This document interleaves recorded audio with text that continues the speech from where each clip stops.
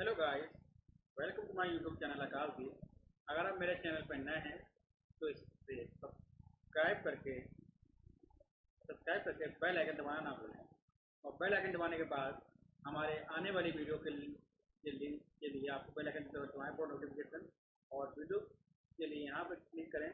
और हमारी जो पुरानी वीडियो हैं जैसे कि आप दे सकते हैं क्लास की एनसीईआरटी समरी,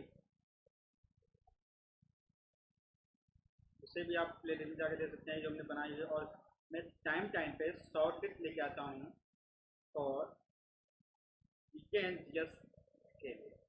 जैसे कि मैं लेके आया हूँ पश्चिम तट पर स्थित बंदरगाहों की ट्रिक, अरब सागर में गिरने वाली प्रमुख नदियों को याद करने की शॉर्ट ट्रिक, और जो कुछ इम्पोर्टेंट जैसे नोटिफिकेशन आती है उसके बारे में मैं बताता हूँ। और जैसे कि मैं करंट अफेयर भी बताता हूँ, जैसे जो इम्पोर्टेंट करंट अफेयर आते हैं। अगर आप मेरे चैनल और इस चैनल को ज़्यादा से ज़्यादा अपने फ्रेंड के साथ शेयर करना ना भूलें। देखिए, जैसे हमारा टॉपिक चल रहा था चैप्टर फर्स्ट फ्रेंच रेवोल्यूशन। उसके मैंने पहला लेसन पढ़ा चुका हूँ। अब आज का जो चैप्टर जो दूसरा है, तो उससे मैं जो टॉपिक मैं आज पढ़ाने वाला हूँ, जो नेक्स्ट टॉपिक है this is France abolish monarchy and becomes Republic. तो देखिए इसके लिए The situation in France continued to be tense during the following years, मतलब although Louis XVI has signed the constitution, मतलब कि फ्रांस की स्थिति आने वाले वर्षों में भी तनावपूर्ण बनी रही। या जबकि लुई लुई जो 16 हैज साइन द कॉन्स्टिट्यूशन ने मतलब संविधान पर हस्ताक्षर कर दिया था, परंतु वो प्रशा के राजा से उसकी वार्ता भी चल रही थी। फ्रांस के जो घटनाओं से अन्य पड़ोसी देशों के शासक भी चिंतित थे कि इसलिए 1789 में से 1789 गर्मियों के बाद होने वाली इस घटनाओं को नियंत्रित करने के लिए इन शासकों ने सेना भेजने की योजना बनाई थी। फिर इस योजना बनाने के बाद अप्रैल 1792 में नेशनल असेंबली ने प्रोसेसा और ऑस्ट्रिया के विरुद्ध युद्ध की घोषणा का प्रस्ताव पारित कर दिया। प्रांतों से हजारों श्रम सेवी राजाओं एवं कुलीन वर्गों के विरुद्ध जनता की जंग के रूप में लिया गया। और उनके होंठों पर देशभक्ति के जो तराने थे, उनमें कवि जो आप कवि जानते होंगे कि कवि मार्शले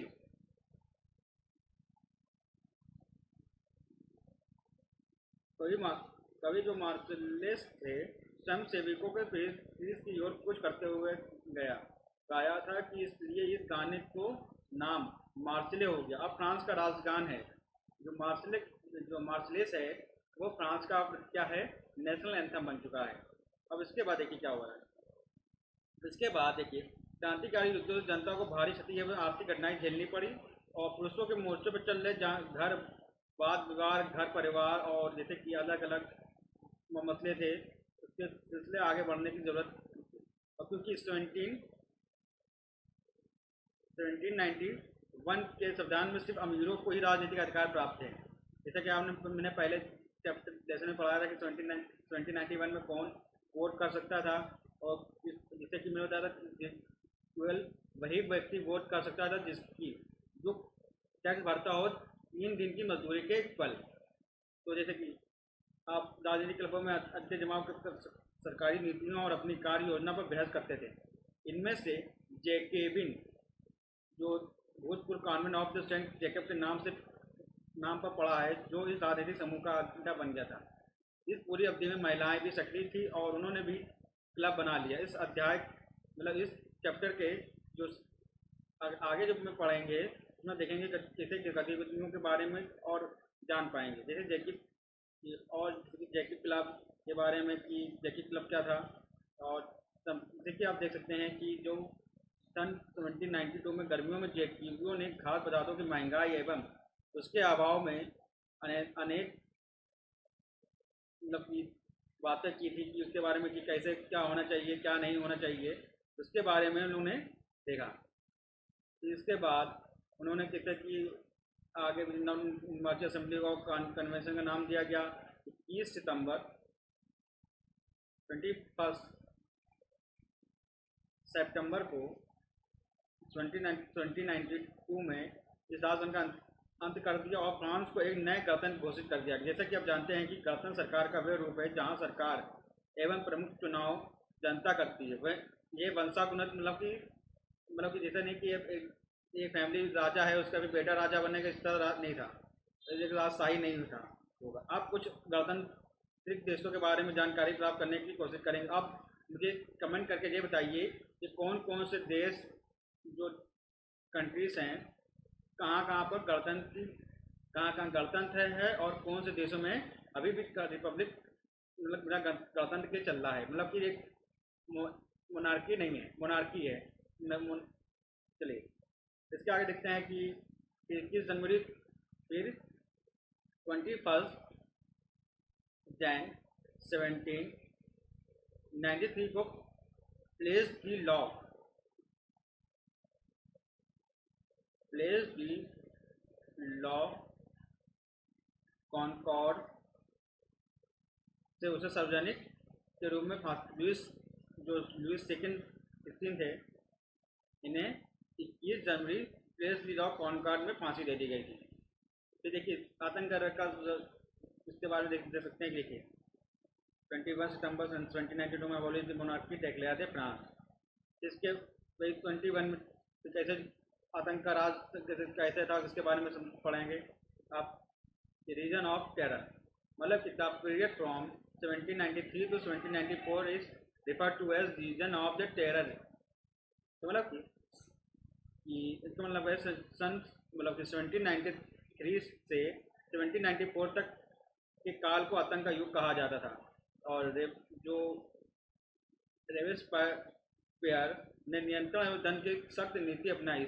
इसके हिसाब से गणतंत्र के जो भी शत्रु थे कुलीन मतलब कि जो इनेमीज कौन थे, नोबेल्स, क्लर्की मेंबर्स और other political parties even member of the his own party. तो उसके बाद उनको गिरफ्तार कर जेल भेज डाल दिया गया और क्रांतिकारी न्यायालय द्वारा उन पर मुकदमा चलाया गया। और यदि न्यायालय उन्हें दोषी पाता तो उन्हें गिलोटिन गिलोटिन 2 खंभे के बीच लटकते और वाली मशीन थी जिस पर रखकर अपराधी का सिर धड़ से अलग कर दिया जाता था। इस मशीन का नाम इसके आविष्कारक डॉक्टर गिलोटिन के नाम पर रखा गया था। देखिए जो रेबस्टर सरकार ने कानून बनाकर मजदूरी गवर्नमेंट ने उसने कानून बनाकर मजदूरी एवं कीमतों की अधिकतम सीमा तय कर दी। वो जो कि उनका खाना था मीट और ब्रेड के बल्कि राशनिंग कर दी गई। किसानों को अपना अनाज शहरों में ले जाकर सरकार द्वारा तय कीमत पर बेचने के लिए बाध्य किया गया। अपेक्षाकृत महंगे सफ़ेद आटे के इस्तेमाल पर रोक लगा दी गई। सभी नागरिकों के लिए सुबह साबुत गेहूं से बनी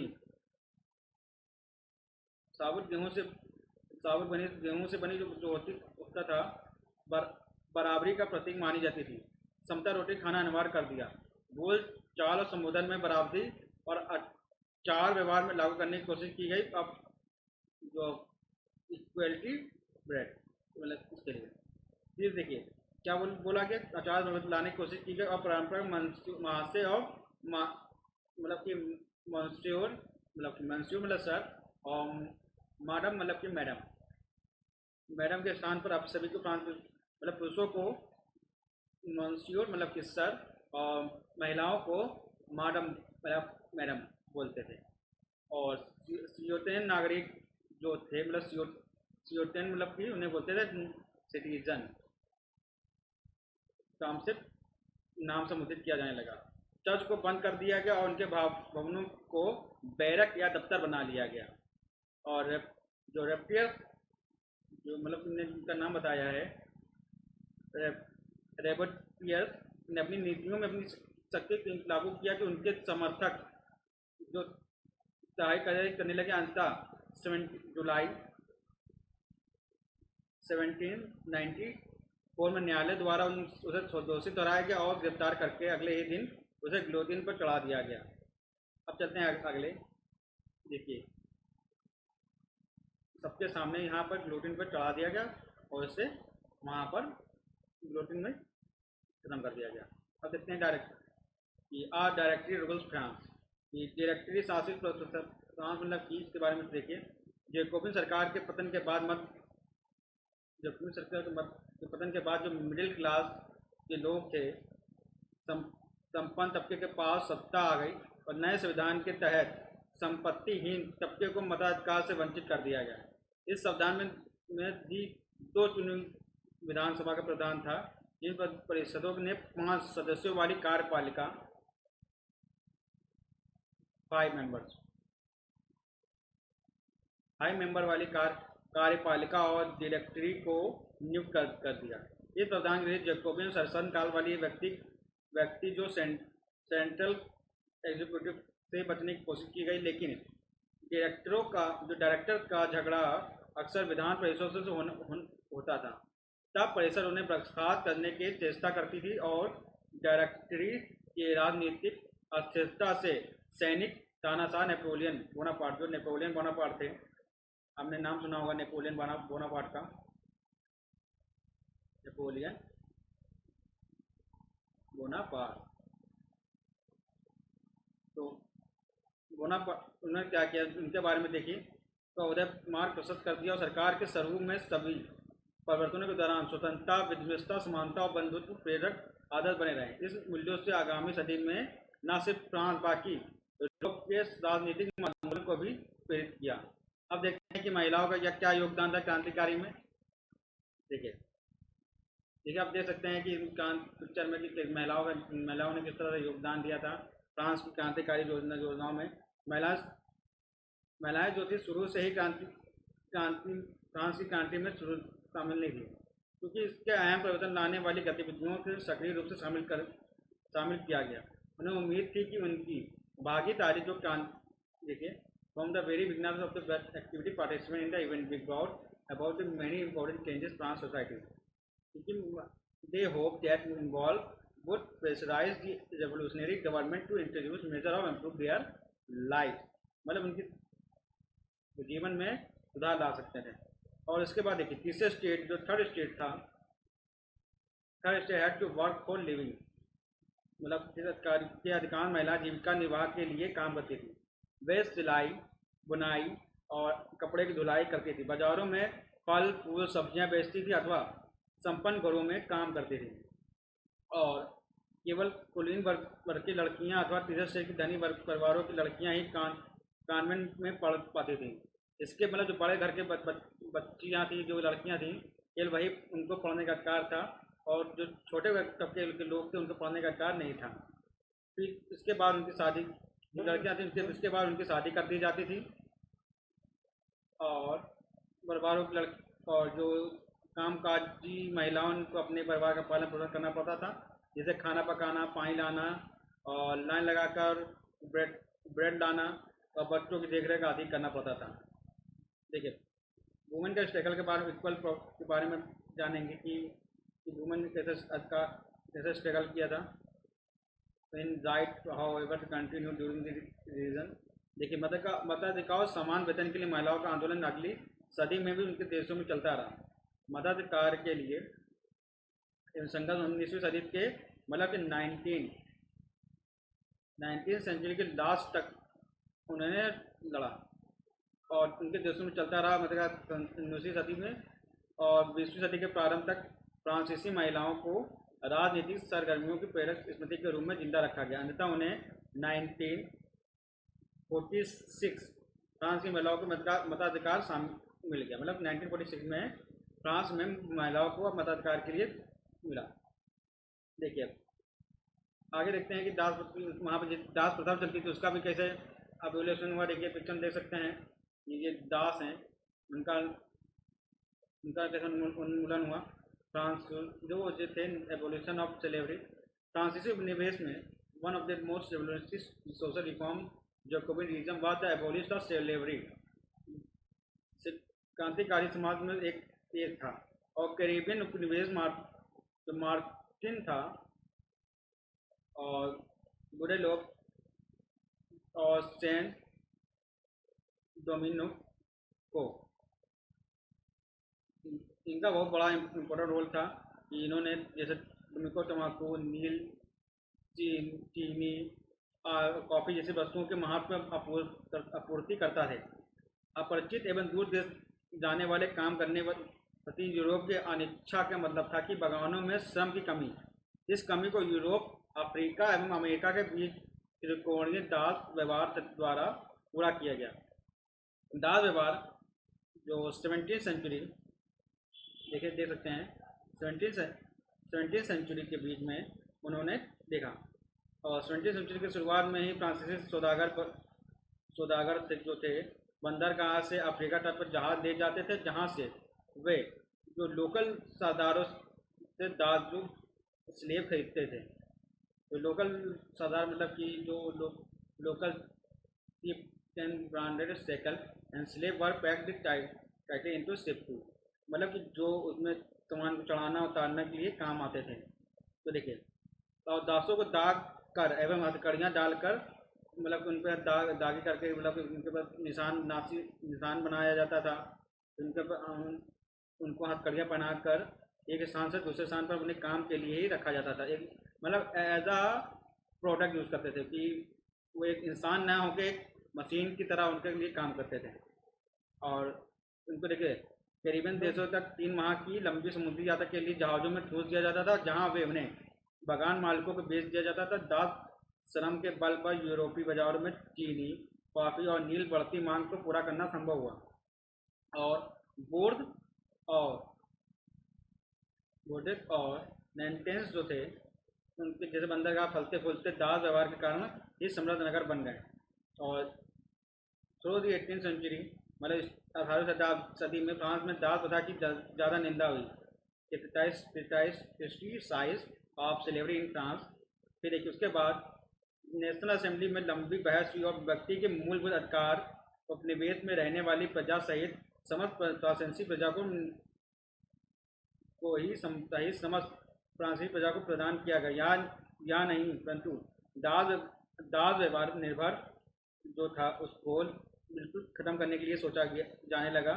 फिर इसका विरोध भी हुआ। विरोध के वजह से नेशनल असेंबली में कोई कानून पारित नहीं किया, लेकिन अंततः 1794 में लेजिस्लेटिव जो कानून में सभी दासों को मुक्ति का कानून पारित कर दिया। यह कानून एक छोटी, मतलब कि एक शॉर्ट पीरियड के लिए ही लागू हो पाया। जो ऑल स्लेव को फ्री कर पाए हैं एक छोटे समय के लिए, शॉर्ट टर्म मेजर। 10 ईयर 10 साल बाद, 10 साल जो इसके 10 साल पूरे होने के बाद वहाँ पर पुनः शुरू कर दिया गया, क्योंकि मालिकों को अपने आर्थिक हित साधने के लिए अफ्रीकी निगरों को गुलाम बनाने की स्वतंत्रता मिल गई थी। और फ्रांसीसी उपनिवेशों के अंतिम रूप में दास प्रथा का उन्मूलन 1848 में किया गया। जो किसने इंट्रोड्यूस किया था इसको, स्लेवरी को? नेपोलियन ने इंट्रोड्यूस किया था। कि वहाँ पर जो अफ्रीका के निगरो लोग थे उनको वहाँ पे दास बनाने की कोशिश की गई। जब वहाँ पे दास नहीं मिले तो नेपोलियन बोनापार्ट ने जो अफ्रीकी निगरों को, देखिए पिक्चर में देख सकते हैं आप। अब चलते हैं आगे। देखिए, दी रिवोल्यूशन एंड एवरीडे लाइफ। तो क्रांति और रोजाना की जिंदगी कैसी थी उसके बारे में देखिए। Can politics change the cloth people were wear the language they speak और बुक दे रीड। मतलब कि क्या राजनीति लोगों को पहनावा, उनकी बोलचाल अथवा उनके द्वारा पढ़ी जाने वाली पुस्तकों को बदल सकती है। मतलब कि 1789 इन फ्रांस में देखा जा सकता है कि जो मेल और फीमेल के और उनके बच्चों के जीवन में ऐसे अनेक परिवर्तन आ गए। क्रांतिकारी सरकारों ने कानून बनाकर स्वतंत्रता एवं समानता के आदर्शों का रोजाना की जिंदगी में उतारने का प्रयास किया। और जैसे कि आपने पहले हमने स्टार्टिंग में पढ़ा था, एक बस्टील के विध्वंस के बाद 1789 में गर्मियों में जो सबसे महत्वपूर्ण कानून अस्तित्व में आया वह था सेंसरशिप की समाप्ति। और प्राचीन राजतंत्र के अंतर्गत तमाम लिखित सामग्री और सांस्कृतिक गतिविधियां, किताब, अखबार, नाटक को राजा के सेंसर द्वारा पास किया जाने लगा। अब प्रकाशित या मंचित किया जाने लगा, परंतु अधिकारों के घोषणा पत्र से भाषा एवं अभिव्यक्ति की स्वतंत्रता को नैसर्गिक अधिकार घोषित कर दिया गया। परिणाम स्वरूप फ्रांस के शहरों में अखबारों और पुस्तकों में छपी हुई तस्वीरों को बाढ़ आ गई और वहाँ तेजी से गांव देहात एवं तक जा पहुँची। उसके बाद फ्रांस में घट रही घटनाओं एवं परिवर्तनों का ब्यौरा और उन पर टिप्पणी होती थी। प्रेस की जो प्रेस स्वतंत्रता थी, मतलब प्रेस फ्रीडम के बारे में जैसे कि हमारे देश में जैसे प्रेस फ्रीडम किस तरह से चलती है, कुछ कानून के अंदर प्रेस फ्रीडम आता है और उनको कैसा बोल चाल में आता है, उसके बारे में भी आप पहले मुझे कमेंट में करके बताइए। अब चलते हैं कि किसी भी घटना का परस्पर विरोध परिवार में व्यक्त किया जाए प्रिंट माध्यम से उपयोग करने के पक्ष से दूसरे पक्ष को दृष्टिकोण से सहमत कराने की कोशिश की नाटक संगति से और जुलूसों से असंख्य लोग जाने लगे।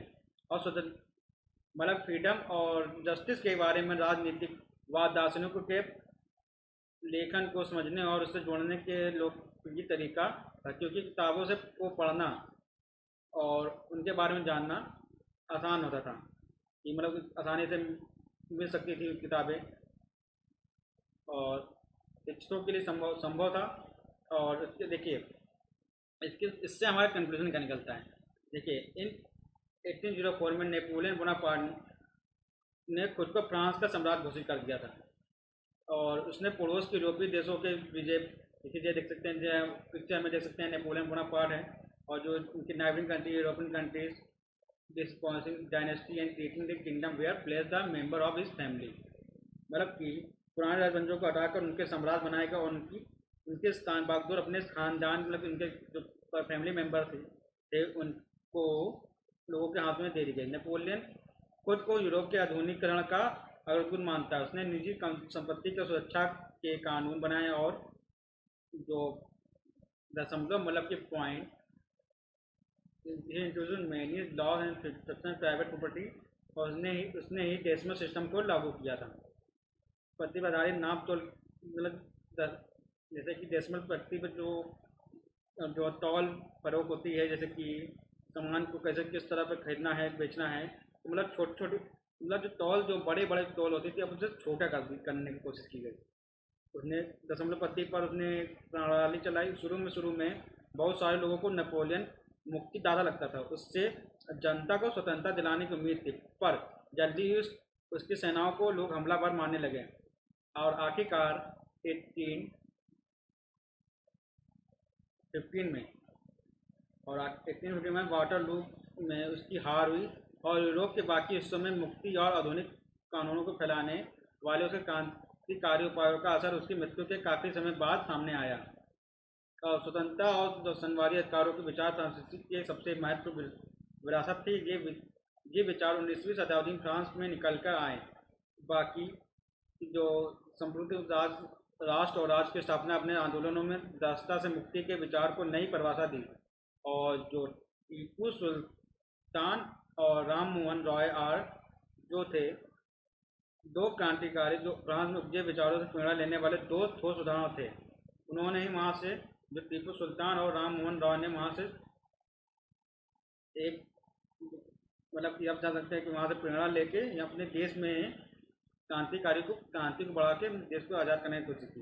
जैसे कि आप जान सकते हैं कि राजा राम मोहन राय उस समय यूरोप में फैल रहे नए विचारों से प्रभावित होने वालों में से एक थे।